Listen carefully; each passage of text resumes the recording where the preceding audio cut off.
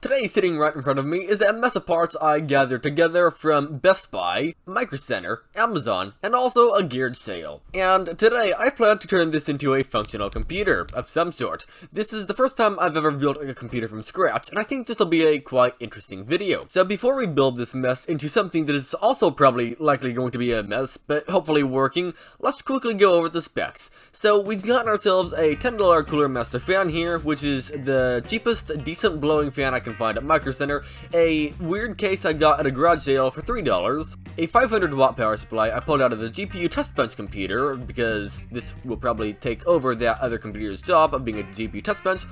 Then we have a Asus H610M-E motherboard. Then we also have 32GB of G-Skill 3600MHz RAM. And also a 3TB 5400 RPM Western Digital hard drive as the boot drive. And on top of that, to put all of this together, we got a Intel Pentium G7400. Now, I know some of you guys down there, oh wait, Alexar is already down there saying, why are you using a Intel Pentium G7400? Well, I got a good deal for it actually. It was $63. You might be wondering, why didn't you get an i5 or an i3 or an i9? Well, there's also some reasons for it. One, if you don't need that much CPU power, there's no reason to actually get something that high end. Two, yeah, I know it's only 2 cores, but it should be fine for my use. And also, I mean, you're paying basically double the price for a i3. Yeah, an i3 is basically double the speed, but I mean, you're just paying for extra performance that you're probably not going to use. And Anderson over here is asking, why are you using a hard drive as a boot drive and not an SSD? A hard drive is horrible as a boot drive. Well, it highly depends on who's using the computer. If you're like me, you have the computer basically constantly on, and you have all your programs loaded, a hard drive, even a 5400 RPM one, is not that bad. Also, keep in mind, you can get a lot more storage for the price when it comes to a hard drive. Another thing is, yeah, I know you can get a small, let's just say 128GB one as your boot drive and a big one for your storage. Well, the thing is, I never remember to go over and store things in the big hard drive.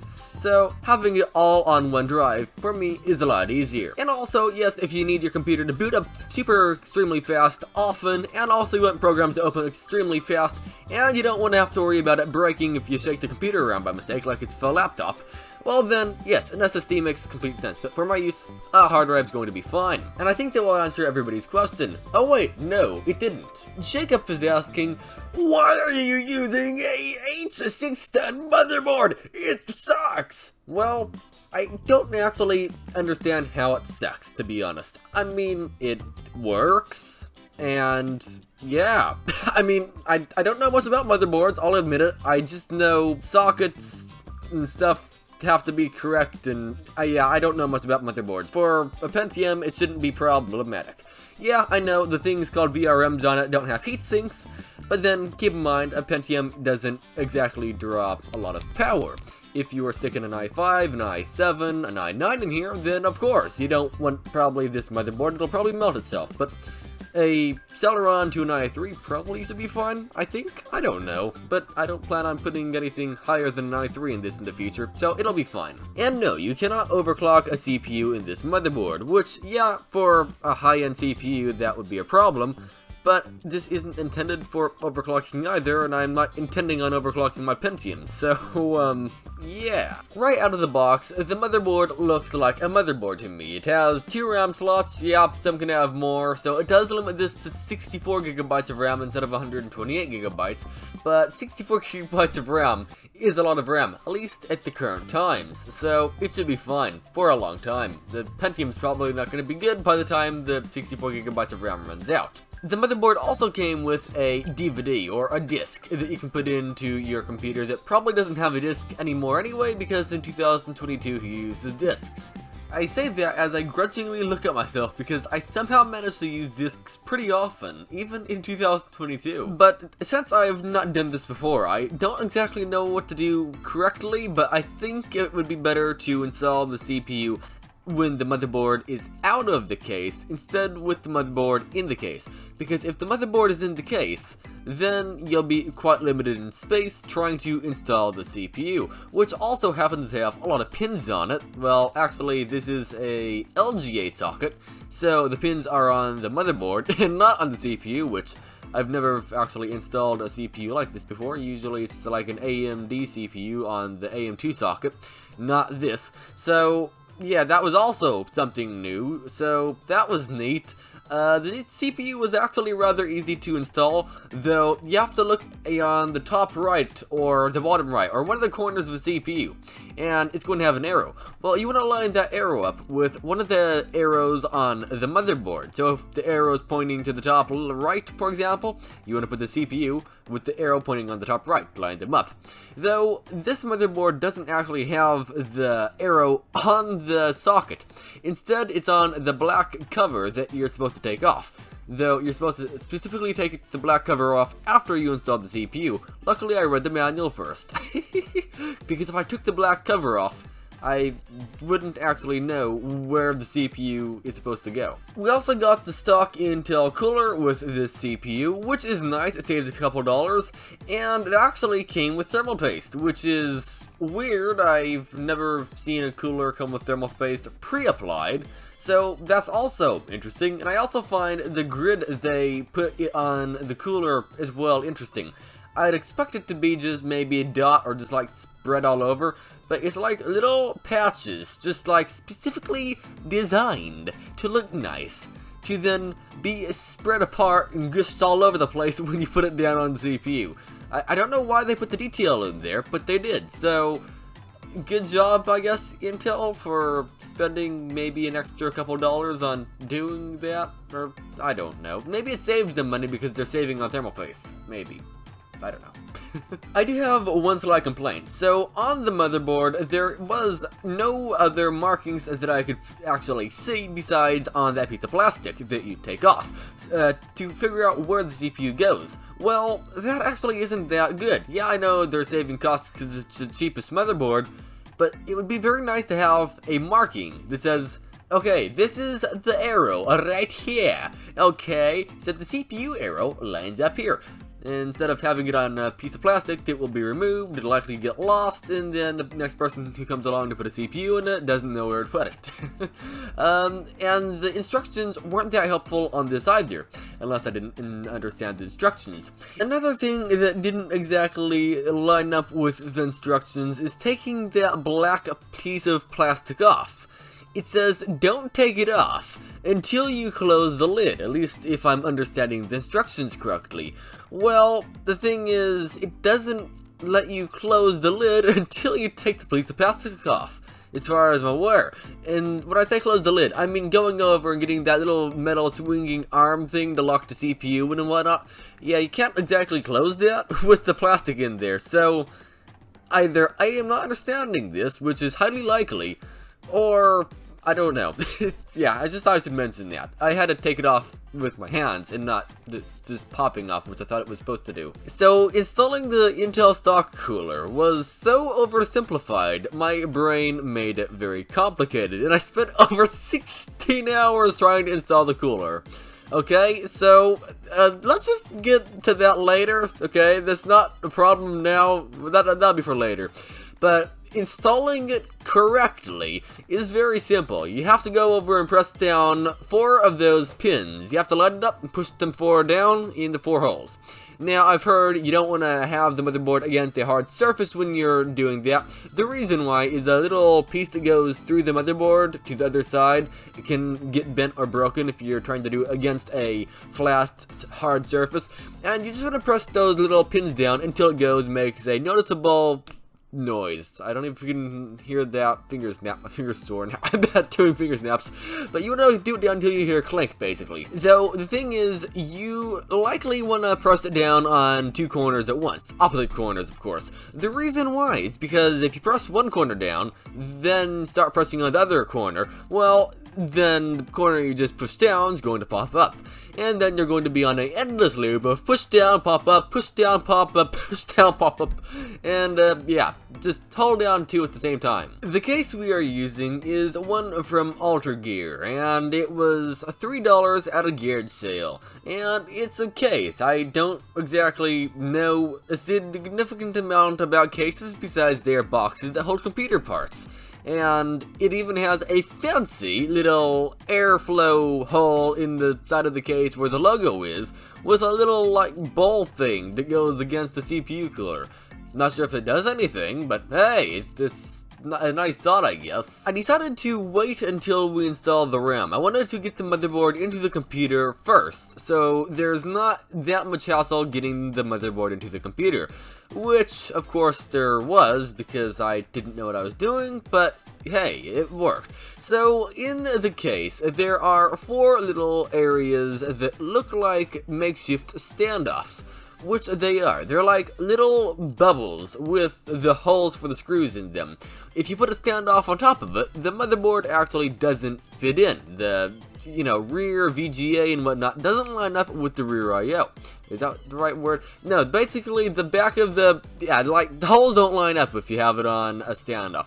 So you don't put the motherboard on a standoff for the 4 screws, hole, pin, bubble things, but you will have to actually put in 2 standoffs afterwards on the bottom of the motherboard. The reason why is because it is quite flexible, is that the right word? It's very flexy if you try to put in wires and whatnot. So you do want to actually have those standoffs in on the bottom of the motherboard so you don't end up going over and breaking some random little piece of metal wire inside the motherboard, and then you go on a big rabbit hole of why isn't it working right? Why is the computer crashing? Why isn't it posting? Why isn't it booting? And then ending up having to be on customer support for 7.5 hours and then work out you broke the motherboard. Another thing I had to change was the back of the case. So when I say the back of the case, I mean where, for example, the USB ports, the serial ports, the VGA ports, the dial-up ports, and all the other ports line up. The motherboard actually came with a specific one for the motherboard, and the one on the case was not the correct one. And luckily they did make it somewhat easy to get out, but when I say somewhat easy to get out, I mean it came out. I don't think it will ever go back in again, even if I tried. So it wasn't welded in. Instead I had a bunch of little bubbles on it roughly, and it made it a pain. I had to like bend the whole thing apart to get it out. Maybe there's a special way that I'm not aware of, probably there is, but yeah, I basically had to mangle it to pieces to get it out. The new one was actually really easy to install though, you just basically pushed it in. The next thing to install is the power supply. Now, sometimes on computers, installing the power supply is a weirdly big hassle. But on this one, it isn't. It was one of the easiest power supply installs I've ever done. And that's not saying much because I haven't changed that many power supplies, but most of them have been like stock ones, like from Dell. And this was basically luxury, for example. How I would explain the other one is, for example, on the GPU test bench that I took this out of, when I was trying to take the old power supply out, or putting the new one in, I don't remember which one caused it, I got a blister on my finger from trying to pull so hard, and also trying to not pull so hard that I break the motherboard into 175.5 pieces, because for some reason the power supply 24 pin, is that how many pins it is? It's a big plug on the power supply. That for some reason just basically welds itself into a place. And when it's on for a long time, it seems, if it's a Dell or something, and it is just stupidly hard process to get out, or maybe I'm just overcomplicating it, which is also likely, but still though, it was very easy. It just plugged right in and it was done. Cable managing is a secondary thing for me. Like, I do want to cable manage it, but when I say cable manage, I mean manage in the way of cables are not going over and getting in fans and frying the fans because they aren't spinning because there's cables stuck in the fans. not going over and trying to make the computer look luxurious and get like top 10 in the world's prettiest computer or something. You can just shove all of the wires that you don't need, like the 17.5 other like hard drive wires, into the DVD drive area and you're good. Or you could just get a somewhat modular power supply or a fully modular one and go that route, but I don't really care to do that. I've also heard, depending on what brand and depending what year, they actually do mix up the pins and whatnot for the modular power supply cables. So you don't want to mismatch them with other power supplies. So don't mismatch them, get them confused if you have a modular power supply, because it's not worth throwing all your hardware because you don't want like 3 wires or something in your computer. Installing the RAM was interesting, but at the same time it was easy. So on this RAM slot, there is only one lever for each slot. So that actually might be a new modern thing maybe, but on mine at least, on all the computers I have, there's actually 2 levers, one on each side of the RAM stick. So, for example, if you're going to be putting the RAM in, you unlatch 2 levers, push the RAM in, and then the levers close when the RAM is fully in. On this, you seem to have to wedge the RAM under an area where there's no lever, and then push down on the place where the lever is, and then it snaps. I think that's how it's supposed to go in. I don't know, I got it in by that, and it works. The next part was very fun. When I say fun, I mean constantly looking at a manual and then looking back at the computer, looking at the manual and looking at the computer and going onwards. If you're wondering what I'm talking about, I'm trying to say hooking up the power light. No, not the, I mean the power button. Yes, I know you can jump it with, you know, a screwdriver, but for one, I don't trust myself not to burn something up doing that, and for two, I don't know what pins are which. So it took me about 45 minutes to get the power button working. The next thing up is looking around in the BIOS. So there is a lot going on, but not much you can do. So we'll get into those things in a bit. But basically, what my main interest in the BIOS is setting up XMP. What that is basically when you plug the RAM into your computer, it runs, for example, at the stock speed, whatever that is. That would be like, for example, if your RAM 3600 megahertz, it would run at like 2133 or something random like that. Well, that's fine, but the thing is, that's a lot slower than what your RAM is capable of doing. So I hunted around and I found XMP profile, so I turned that on, which made the RAM run at 3200 megahertz, which is still slower than the 3600 megahertz RAM that I got. But it turns out you actually can't turn up the RAM to 3600 megahertz in this motherboard. So that is one downside of the motherboard I found so far. The next thing to do is install the fan. And I say fan and not fans because there's only one fan in this computer, not including the CPU and graphics card fan, which will be installed later. So installing the fan is incredibly easy. You just plug the little pin in or the little cable in and put the 4 screws in for the fan. Well, actually, you're gonna probably put the fan in first, then plug the cable in so you don't accidentally drop the cable and then bend and break the connector on the motherboard and then all that stuff. But basically, installing the fan was incredibly easy. Just 4 screws and it's done, basically. You want to make sure you have the blades pointing towards the inside of the computer so air blows out, which is kind of opposite of how, for example, a box fan would look, but hey, that's how a computer fan works, so yeah. Then I was trying to install the hard drive, and I ran into a hiccup. So the hard drive installed fine, though it was running into an issue where it was saying, sorry, there's no drivers installed when I was trying to install Windows 11. And the hard drive was also not showing up in the bootable devices inside of the motherboard, which also doesn't exactly line up right. I guess the motherboard is just slightly different than I'm used to, but the bootable devices part was just because the USB stick for Windows 11 corrupted itself. So I spent multiple hours formatting the hard drive multiple different times, trying to wonder why it wasn't actually working right, and it actually was. Because when I tried installing Windows 10, it installed just fine. So that was nice. Until I heard the fan noises when I opened literally anything up. which is very interesting. Like, opening Google made the computer sound like it was going to blow up. So here comes the 15 hours of thinking I didn't know how to get the fan hooked on right for the CPU. So, for example of what the problem I was having is, basically when I opened up like a CPU benchmark, like Cinebench R23, if I had like hardware monitor open, the CPU would immediately go up to 100 Celsius. Sort of. So it wouldn't immediately, but give it maybe 3 to 5 seconds, it would go from 30 to 40 Celsius to 100. Keep in mind, 100 is the maximum CPU temperature before it starts throttling itself down so it doesn't melt itself.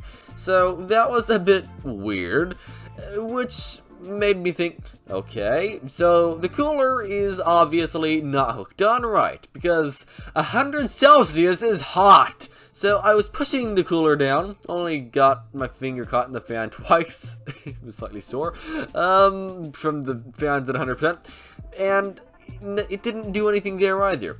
And the CPU temperature was also really weird how it was fluctuating. It would go from like 100C to 90 to 100 to 90 in just like 1 second intervals. So it was like going like 10 degrees per second, which was really weird as well. I guess that's what happens when it thermal throttles, but like, yeah, that was something. And after 16 hours of messing around, I finally decided, okay, I've took the motherboard out, undid the CPU cooler, put everything back together, tore the entire computer apart twice. It turns out I opened CPU Z, and when I'm not under load, it was at around 0.8 volts. But when the computer was under power, or under load, the CPU would be at 1.51 volts. Yes, 1.51. Yeah, I don't know how bad that is for a CPU. I don't think you'd want that long term, or short term. That does not seem good. So, yeah, the motherboard on the auto voltage, for some reason, just liked overpowering it. So I asked someone on a Discord server who knows significantly more about computers than I do, and they said, yeah, 1.5 is way too high. Try to set it to 1.2 to 1.1. So I looked around in the BIOS and I found a way to actually adjust the voltage, and I set it to 1.1 volts. And that fixed all of the temperature issues and then some. So, yeah, it wasn't me being stupid for once. It was, but it wasn't. Yeah, I actually installed the fan right, which I'm kind of proud of, multiple times in a row. Well, I'm assuming I installed it right the first couple times. I mean, there's no way to tell because it was overheating from the voltage, but still though. That's neat. I wonder how many years that took off the CPU's life. But here's the things you can't do. So do you remember when I said there's a lot in the BIOS, but there's a lot you can't do? Well, you actually can't overclock the CPU, I'm assuming. There's no grayed out sliders for overclocking, there's no grayed out area for overclocking.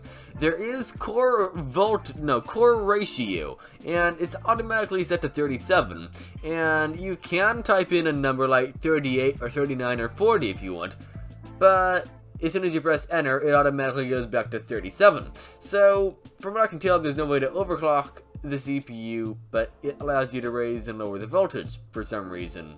I mean, I'm happy it did, or else the CPU would be overheating forever. Also, I should add, I do know the CPU does not overclock. It's not a K-series or anything, okay? An i3, a Celeron, and a Pentium don't overclock.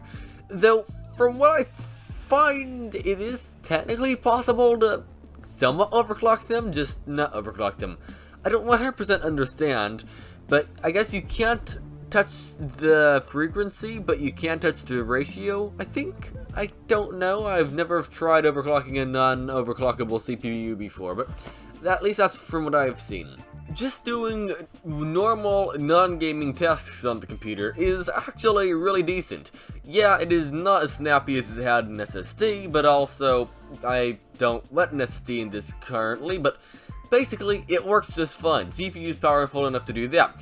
But then, can it game? Well, the answer is, it depends on what graphics card you have in the computer, and it depends if you're using integrated graphics, because With the integrated graphics, even Minecraft struggles. When I say struggles, I mean it gets around 40 to 50 frames per second. Sometimes it might reach 60, but normally around 50 frames per second without shaders. Though the iGPU, I say iGPU, I guess it's integrated graphics, but basically that is a bit wonky as well. The drivers on it must not be right because it is around 60 to 70% usage and not 100%, which I'd expect. But the benchmarks are going to be saved for another video because this video is getting insanely long already. Hopefully, the benchmarks are quite good.